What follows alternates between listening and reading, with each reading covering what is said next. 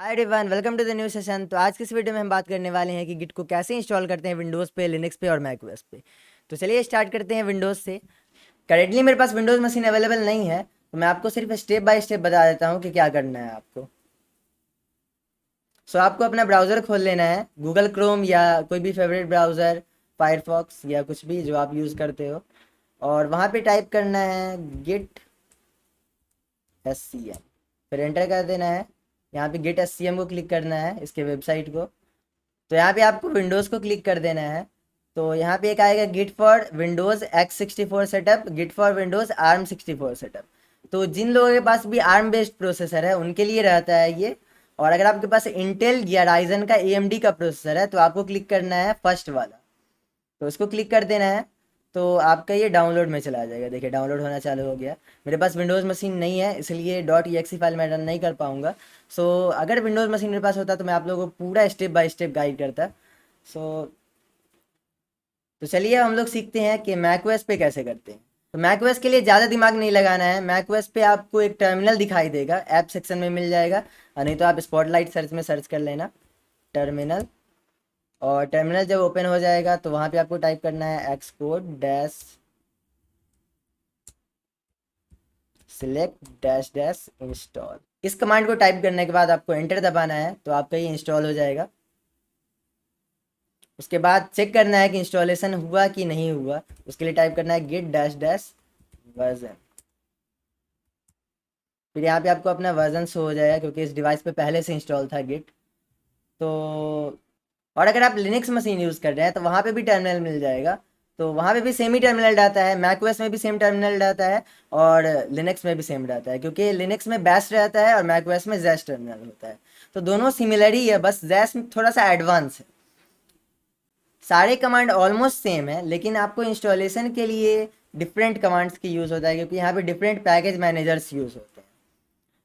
सो तो अगर आपके पास लिनक्स है तो आपको टाइप करना है sudo apt install git dash y, फिर एंटर कर देना है। आपका टोटली इंस्टॉल हो जाएगा। फिर सेम करना है गिट डैश डैश वर्जन।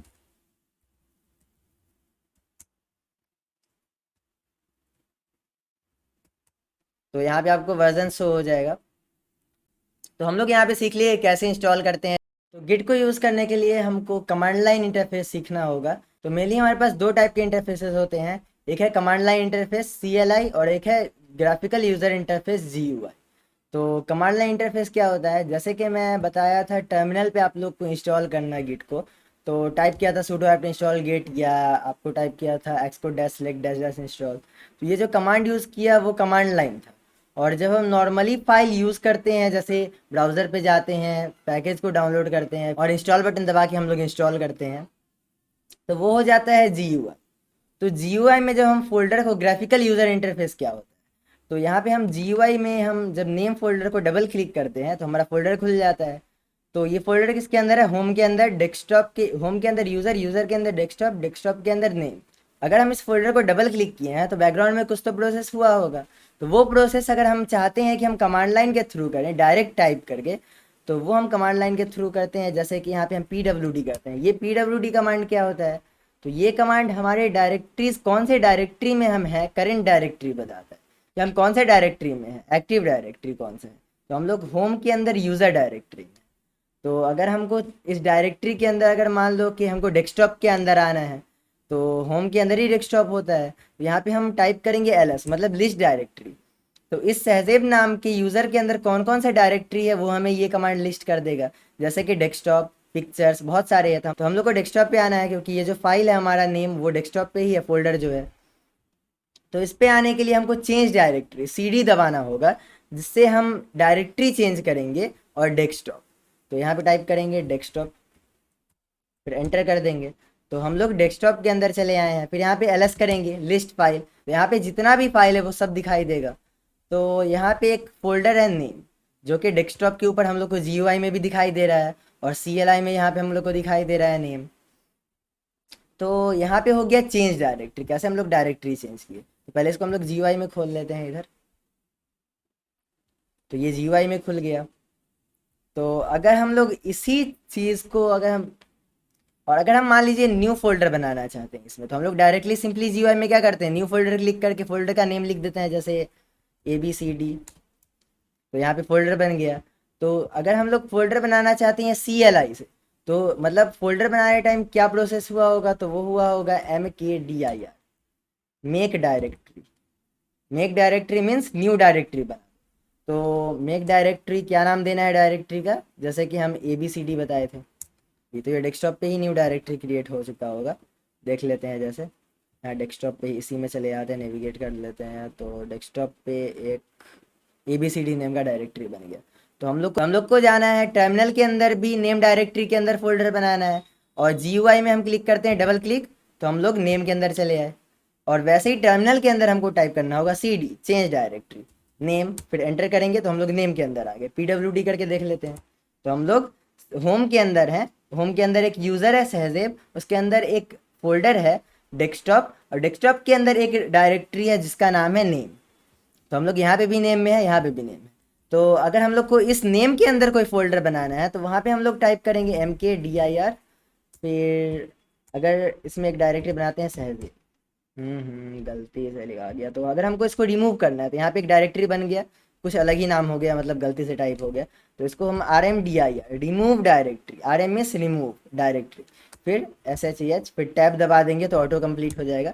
फिर यहाँ देखिए फोल्डर एम्प्टी हो गया, तो इससे हमारा डायरेक्टरी रिमूव हो गया। तो ये मेक डायरेक्टरी, डायरेक्टरी बनाने के लिए RMDIR, रिमूव डायरेक्टरी, डायरेक्टरी को फोल्डर को रिमूव करने के लिए।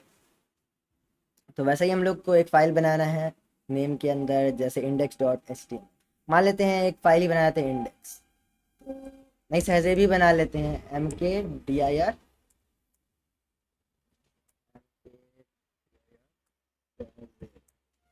ये एक डायरेक्टरी बन गया। फिर इसके अंदर हम लोग को इसके अंदर हम लोग नेविगेट करते हैं, इसके अंदर हम लोग को कोई फाइल बनाना है। हम लोग टर्मिनल में तो अभी हम लोग PWD करके देखते हैं, हम लोग अभी नेम के अंदर ही हैं। लेकिन यहाँ पे हम लोग नेम के अंदर एक डायरेक्टरी है सहजेब, एक फोल्डर है सहजेब जिसके अंदर है हम लोग। तो इसके अंदर हम लोग चेंज करने के लिए हम लोग टाइप करेंगे चेंज डायरेक्टरी सहजेब। तो इसके अंदर हम लोग चले आए, PWD करके देखेंगे, Ctrl+C, इसको क्लियर कर लेते हैं पहले, PWD करते हैं। तो यहाँ पे हम लोग होम के अंदर सहजेब के अंदर डेस्कटॉप के अंदर नेम के अंदर सहजेब वाले डायरेक्टरी। तो यहाँ पे अगर हम लोग को एम्प्टी फाइल बनाना है, तो हम लोग यूज़ करेंगे टच A.txt। तो यहाँ पे एक एम्प्टी फाइल बन जाएगा, जिसको हम लोग यहाँ डायरेक्ट करके क्लिक करके खोल सकते हैं। तो ये हमारा एक कोड एडिटर में या कोई भी टेक्स्ट एडिटर में खुल गया। तो ये हो गया GUI इंटरफेस वाला टेक्स्ट एडिटर। तो यहाँ पे एक, जैसे कि मैं बताया कि अब यहाँ पे LS करके देखते हैं, तो लिस्ट करने से क्या होगा कि इसके अंदर जो भी फाइल या डायरेक्टरी होगा वो हमें शो होता है। तो यहाँ पे A.txt नाम का फाइल है, ये हो गया GUI और ये हो गया CLI। तो command line interface, GUI interface, graphical user interface. हम लोग अभी बहुत सारे कमांड्स देख लिए, तो आने वाली वीडियो में हम लोग और भी कमांड्स देखेंगे, गिट को यूज़ करना सीखेंगे, गिट को यूज़ करके कैसे हम अपने गिटहब पे अपने कोड को पोस्ट करते हैं, और भी बहुत सारी चीज़ें सीखेंगे। So subscribe this channel for the latest updates and hit the like button.